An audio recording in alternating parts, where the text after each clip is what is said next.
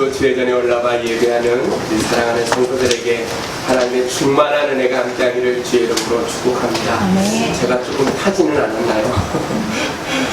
지난 한 주간 동안 허락해 주셔서 잘 휴가를 쉬고 온 것 같습니다. 오늘 우리에게 주시는 우리 마가복음 12장의 말씀을 중심으로 신앙생활의 핵심이라는 제목으로 말씀을 증거할 때 저와 여러분이 다시 한번 우리의 삶을 돌아보며 믿음의 핵심 가운데 온전한 신앙의 삶을 가지고 살아갈 수 있는 그러한 믿음의 성도들이 되어지기를 주님의 이름으로 축복합니다. 네. 찰스 존슨이라는 분이 5년 후에 나를 알고 싶다면 두 가지를 살피면 된다라고 이야기했어요. 첫 번째는 지금 교제하고 있는 사람이 누구인가를 알면 되고, 두 번째는 오늘 내가 읽고 있는 책이 무엇인지를 알면 그 사람의 5년 후의 모습을 분명히 알게 되어진다라고 이야기를 합니다. 이 말의 뜻은요, 내가 지금 누구에게 배우고 있는가, 또 어떤 책을 통해서 배우고 있는가를 알게 되면 5년 후에 나의 모습이 분명하게 그렇게 되어진다는 거예요. 오늘 배움보다도 배움을 통해서 보다 나은 내일을 준비할 수 있는 그런 믿음의 삶을 살아야 됨을 이분이 이야기하고 있는 것 같아요. 신앙생활도 저는 마찬가지라고 생각합니다. 오늘 내가 누구와 교제하고 있는가, 무엇을 배우고 있는가, 내가 어떤 신앙적인 서적을 읽고 있는가가 나의 신앙생활을 얼마큼 성숙하게 만드는가에 초점이 되어진다는 거예요. 예로부터 배우는 것을 게을리하는 사람을 야만족이라고 이야기를 했어요. 배우는 것을 게을리하면요, 개인적으로 성숙하지도 못하고 그 삶도 발전하지 못한다는 거예요. 늘 그 모양 그대로 그렇게 살아가고 있다는 거예요. 근데 사실 따져보면 영적으로도 야만적으로 살아가는 그러한 성도들이 너무나 많이 있어요. 오랫동안 신앙생활을 했음에도 불구하고 신앙의 인격이 성숙하지 못하고 신앙의 발전이 나타나지 못하고 배우려고 하지도 아니하고 늘 세월이 흘러가는 대로 그렇게 많은 세월을 흘렀음에도 불구하고 하나도 주님을 닮아가지 못하는, 그래서 영적으로 야만적인 그러한 삶을 살아가는 그러한 성도들도 우리는 간혹 보게 되어진다는 거예요. 공자가 이야기하기를 학이 시스티면 부력 여로하라 라고 이야기했어요. 배우고 또한 익히면 이 또한 기쁘지 아니한가 라고 이야기했다. 사람이 배우는 것, 그것 또한 즐거운 일이고 늘 믿음을 갖고 살아가는 성도들에게 있어서 늘 배우고 익히고 신앙의 성숙을 하는 그러한 삶을 살아가는 것을 통해서 우리는 늘 기쁨을 찾을 수 있는 그러한 우리 성일교회 성도들이 되어지기를 주님의 이름으로 축복합니다. 신앙생활에요, 하나님의 말씀을 배우는 것, 이것보다 즐거운 일이 없는 줄로 믿습니다. 하나님께 예배하는 일보다 더욱더 행복한 일이 우리 가운데 없다는 것. 하나님의 뜻을 깨닫고 살아가는 삶 속에 늘 주님이 주시는 그러한 기쁨을 가지고 살아갈 수 있는 그러한 자들이 성숙한 믿음의 신앙인이고, 그런 모습을 통해서 하나님께 영광을 돌리는 자들이 하나님의 뜻대로 하나님의 말씀대로 신앙의 모습을 갖고 살아가는 그러한 성도인 줄로 믿습니다. 오늘 본문에 나오는 사람이 한 사람 있어요. 그 사람이 누구냐면 서기관이라는 사람이에요. 그 당시 유대인과 예수님과의 관계는요, 결코 좋은 관계가 아니었어요. 험난한 논쟁을 일으키고 있는 그러한 관계였어요. 바리새인과 헤롯 당이 늘 예수님을 눈에 가시처럼 생각하고 어떻게든 꼬투리를 잡으려고 예수님께 함정을 파는 수많은 질문을 통해서 예수님을 핍박하고 있던 그러한 시기였어요. 유대인은 누구라도 다 예수님께 호의를 가지고 배우려고 나서려는 사람들이 별로 없었던 시대에 오늘 이 서기관이 주님 앞에 나와서 이렇게 이야기합니다.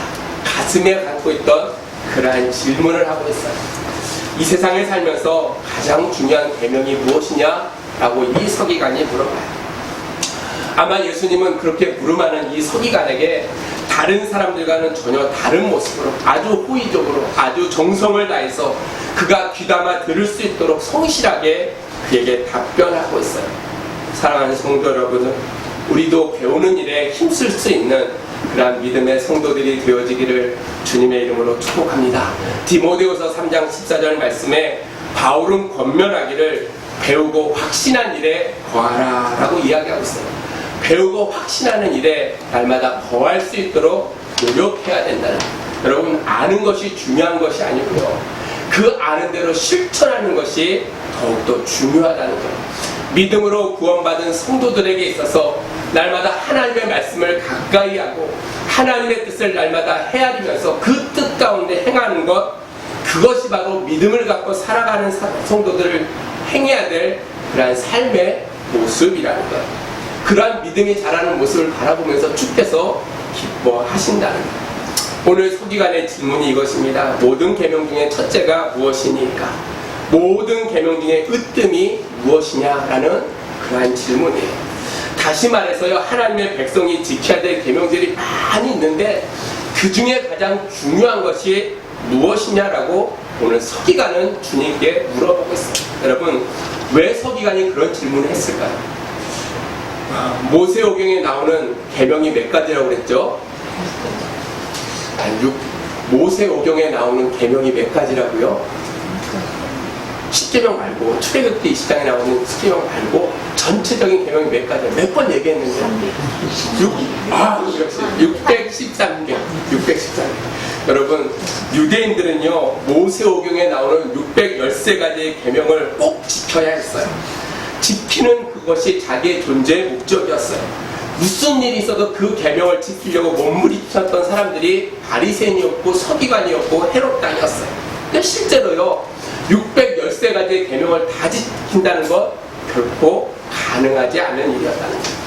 유대 전승에 따르면 모세오경에 613가지가 나오는데 창세기에 3가지, 출애굽기에 111가지, 레위기에 247가지, 그 다음에 민수기에 52개, 그 다음에 신명기에 200개, 총 해서 613개가 나온다라고 이야기했어요. 그것을 두 가지로 분류하면요, 하나는 적극적으로 하라는 명령의 수 248개, 하지 말라는 소극적인 금령이 365개, 적극적인 명령 248개는 사람의 지체를 의미한다 라고 이야기하고, 소극적인 금령 365개는 1년의 날수를 의미한다 라고 이야기하고 있어요. 여러분, 613가지를 지키려는 유대인들은요, 많은 계명을 지키려고요, 얼마나 힘들었는지 몰라요.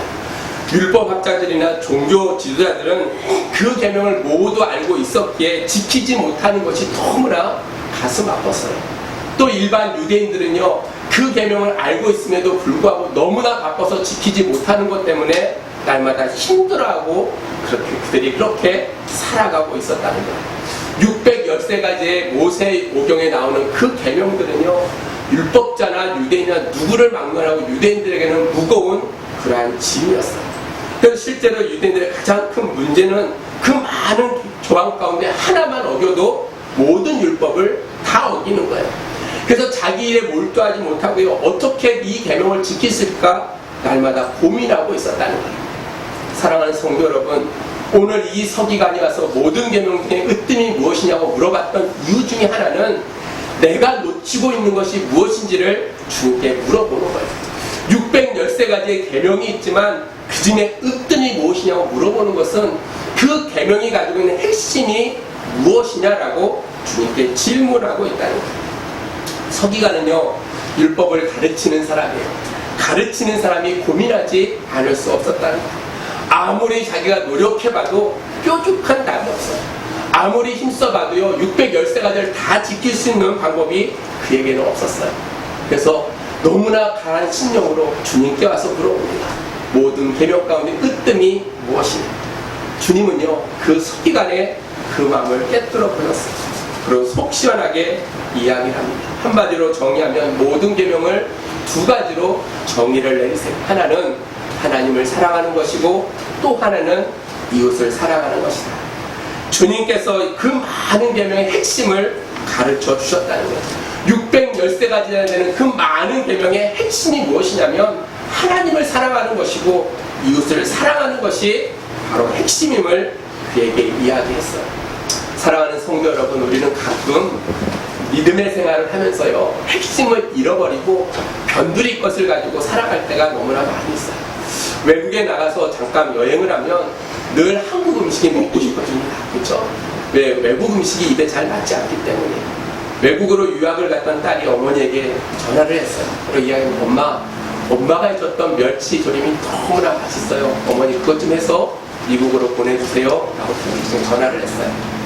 그 이야기를 듣고 어머니가 시장에 가서 최상의 멸치를 가져다 그것을 배를 가르고 머리를 띠고 똥을 피고 열심히 해서 딸에게 보냈어요. 그리고 며칠이 지나서 딸에게 전화가 왔습니다. 엄마, 보내주신 건 잘 받았는데요, 멸치 대가리하고 멸치 똥밖에 없대이다 하고 전화를 한 거예요. 생각을 해보니까 어머니가 잘 발랐는데 중요한 멸치의 몸통은 버리고 나머지를 보낸 거예요. 우리가 믿음을 갖고 살아가면서요, 이렇게 살아갈 때가 있어요. 종종 멸치 몸뚱이는 버려버리고요, 대가리와 똥만 붙잡고 살아갈 때가 있어요.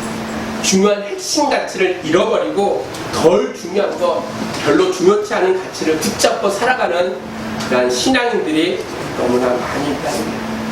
인생의 궁극적인 목적은 뒤로 하고 단기적인 목적에 붙잡혀 살아갈 때가 있어요. 여러분, 남자가 여자 만나가지고요, 결혼을 하려고 하면요, 뭐 유명한 호텔에서 결혼하느냐, 아니면 조그만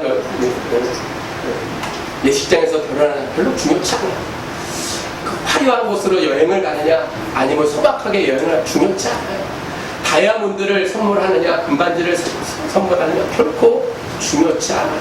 중요한 것은 두 사람이 뜨겁게 살아가느냐, 두 사람이 뜨겁게 비전을 같이 나누고 있느냐, 두 사람이 함께 살아갈 모든 준비가 되어져 있는가가 더욱더 중요하다는 거예요.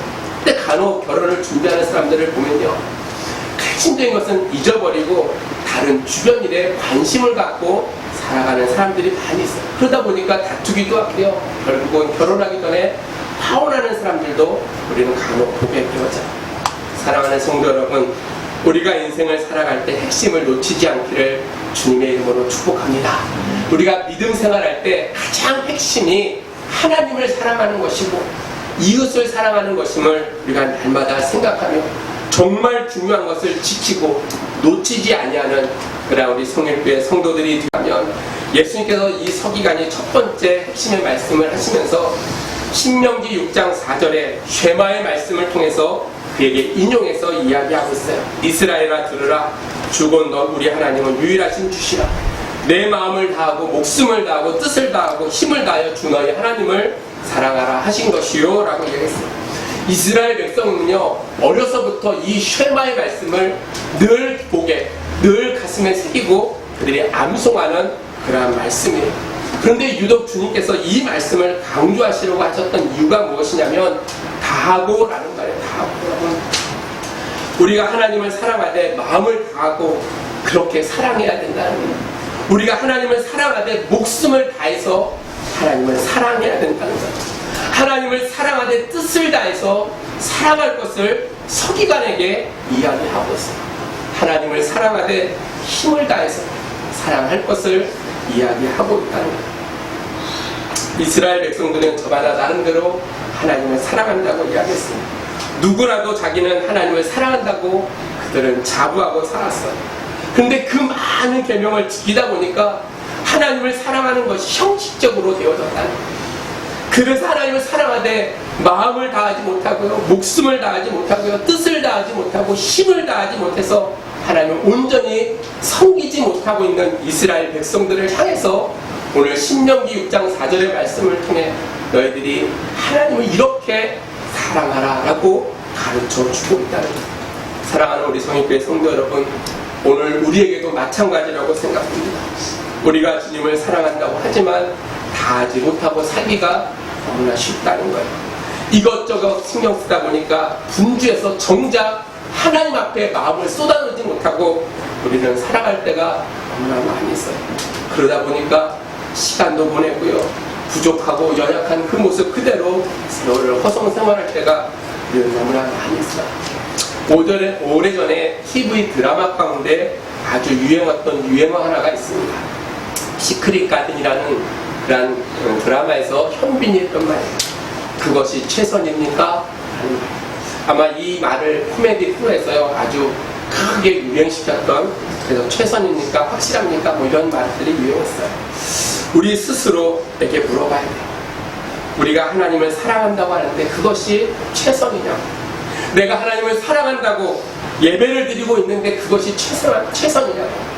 우리가 하나님을 사랑한다고 기도하고 있지만 그것이 최선의 모습이냐고. 우리가 하나님을 사랑한다고 우리가 봉사하고 있는데 그것이 과연 내가 할 수 있는 최선의 모습이냐고 날마다 나에게 질문해 봐야 돼. 미국의 39대 대통령이 누군지 아십니까? 독실한 기독교 신자였던 지미 카터예요. 지미 카터가 썼던 책 가운데 왜 최선을 다하지 못했는가? 라는 책이 있어요. 이 책의 제목을 붙일 수 있었던 일화가 있었어요. 지미 카터는 해군사관학교를 졸업한 해군 장성입니다. 그가 이제 해군사관학교를 졸업하고 부임을 받아서 임관한 그 부대의 사령관이 이 지미 카터를 불렀어요. 그리고 여러 가지 날카로운 질문을 합니다. 그 질문 앞에서 지미 카터가 쩔쩔매고 있었어요. 사관 승도로서의 훈련은 잘 받았는가? 사관 승도의 생활은 편했는가? 라고 물어봤어요. 그랬더니 지미 카터가 소신껏 대답합니다. 마지막으로 이 사령관이 물어봅니다. 학교 성적은 어땠는가? 지미 카터는요 750명 가운데 55등을 하는, 어떻게 보면 상위 그룹에 속하는 그러한 친구였어요. 자신만만하게 이야기합니다. 저는요 55등을 했습니다 라고 사령관에게 얘기했어요. 그때 사령관이 이야기합니다. 그것이 자네가 했던 최선의 결과인가? 라고 물어봤어요. 그 질문을 받고 카터가 머뭇거리기 시작했어요. 글쎄 최선을 다했다고 말씀드릴 수는 없는 것 같습니다 라고 대답을 하니까 그 사령관이 이렇게 그에게 질책합니다.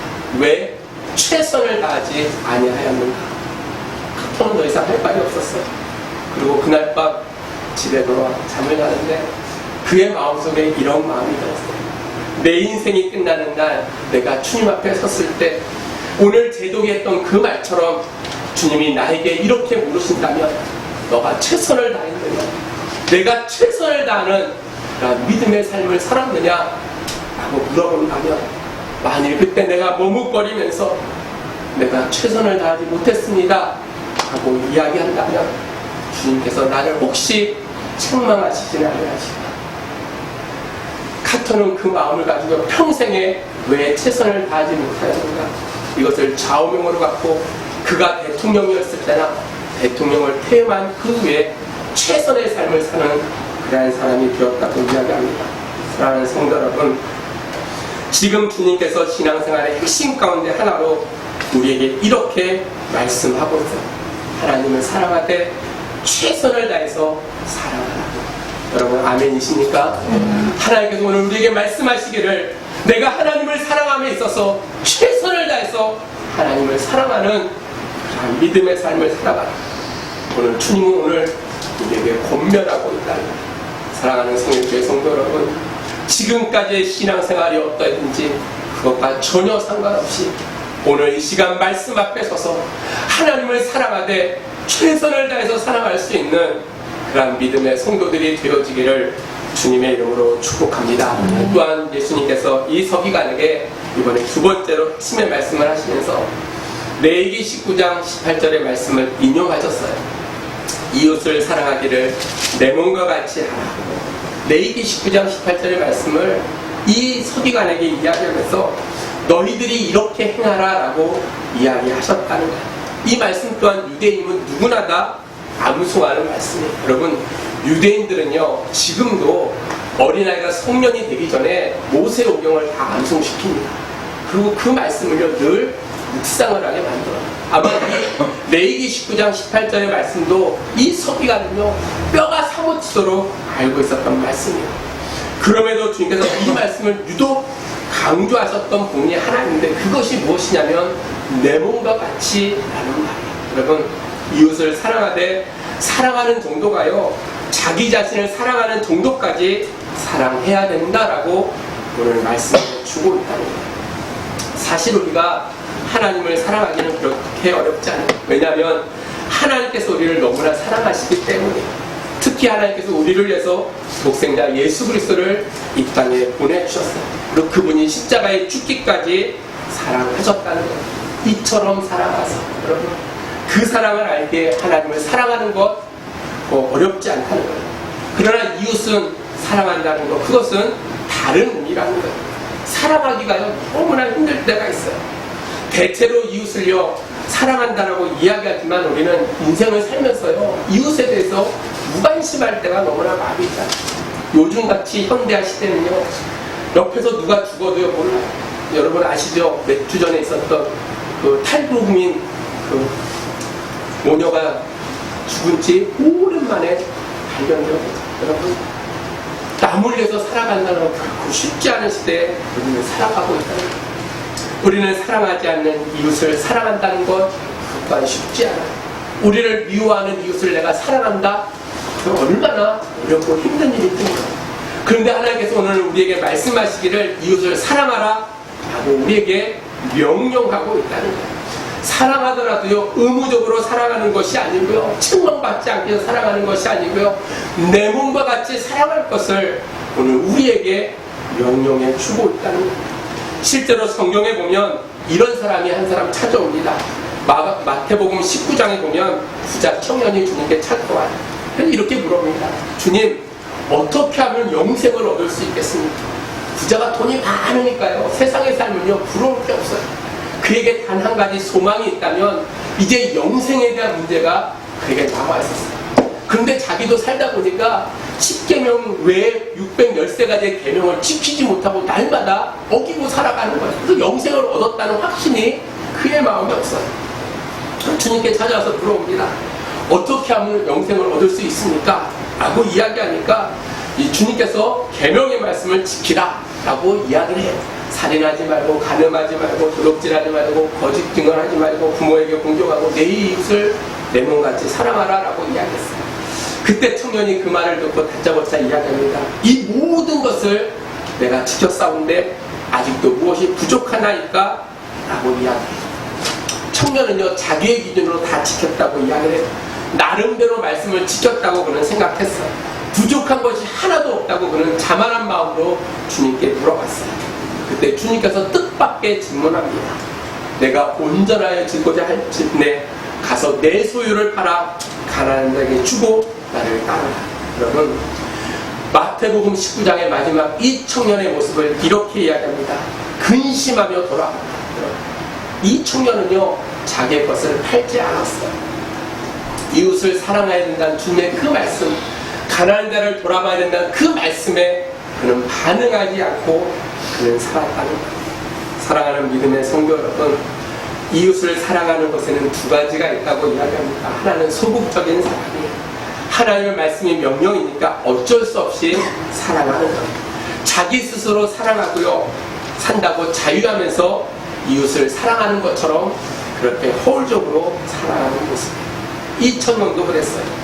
대부분의 사람이요 이런 수준으로 이웃을 사랑합니다. 진정으로 사랑한다면요 자기의 모든 재산을 팔아 나누어 주는 것이 진정한 적극적인 사랑의 모습입니다. 그러나 그 청년은 소극적인 사랑을 했어요. 적극적인 사랑은요 이웃의 필요에 따라 마음으로 이웃을 사랑하는 거예요. 이웃의 아픔을요 보듬어주면서요 마음으로 이웃을 사랑하는, 그를 위해서 시간을 내고요 그를 위해서 지갑을 열고요 그를 위해서 헌신하고요 그를 위해서 내 몸과 같이 사랑하는 그런 것이 진정한 적극적인 사랑의 모습이라고. 사랑하는 성령교회 성도 여러분, 지금 주님께서는 우리의 신앙생활의 핵심 가운데 다른 한 가지를 말씀하시고 있는데 그것이 바로 내 이웃을 내 몸과 같이 사랑하라는 거예요. 사랑하는 성도 여러분, 오늘 이 아침에 여러분의 자신을 돌아봤으면 좋겠어요. 내가 내 이웃을 진정으로 내 몸과 같이 사랑하고 남의 눈에 있는 그러한 티끌을 바라보면서 날마다 지적하고 살아가는 그러한 연약한 자의 모습은 아닙니다. 내 눈에 있는 들보를 날마다 바라보며 남의 눈을 살아가고 있습니다. 우리가 그리스도인으로서 해야 될 일이 많고요 해서는 안 될 일도 너무나 많이 있어요. 우리 나름대로 지키려고 힘쓰고 애쓰고 있음을 우리는 너무나 잘 알고 있어요. 그러나 우리가 잊지 말아야 될 그런 것이 있다면 신앙생활의 핵심이 바로 그리스도인으로 살아가면서 우리가 정말로 힘써야 될 그러한 신앙생활의 핵심이 바로 하나님을 사랑하는 것이고 이웃을 사랑하는 것임을 우리가 생각할 때 이 두 가지를 마음속 깊이 생기고 하나님만을 온전히 섬기고 이웃을 사랑할 수 있는 그런 믿음의 성도들이 되어지기를 주님의 이름으로 축복합니다. 이제 말씀을 정리하려고 합니다. 사랑하는 성도 여러분, 아마 서기관은요 답답한 심령으로 주님 앞에 가서 물어봤을 거예요. 모든 계명 가운데 가장 큰 계명이 무엇입니까? 라고 했던 그 질문에 주님 명쾌하게 하나님을 사랑하고 이웃을 사랑하는 것이다 라고 가르쳐 주셨다는 거예요. 오늘 이 시대를 살아가고 있는 믿음의 성도 여러분, 오늘 하나님을 뜨겁게 사랑하기를 주의 이름으로 축복합니다. 여러분의 몸과 마음과 정성을 다해서 하나님을 사랑하고 또 이웃을 바라보는 그 눈이 날마다 긍휼히 여기는 마음으로 그리스도의 사랑을 가지고 영원히 죽을 수밖에 없는 우리를 구원하시고 우리를 자녀 삼아주신 그 은혜를 날마다 생각하며 나 같은 자를 구원하여 주신 그 은혜 가운데 오늘도 이웃을 향하여 하나님의 사랑을 전할 수 있는 작은 하나님의 제자들이 되어지기를 주님의 이름으로 축복합니다. 기도하겠습니다. 하나님, 오늘도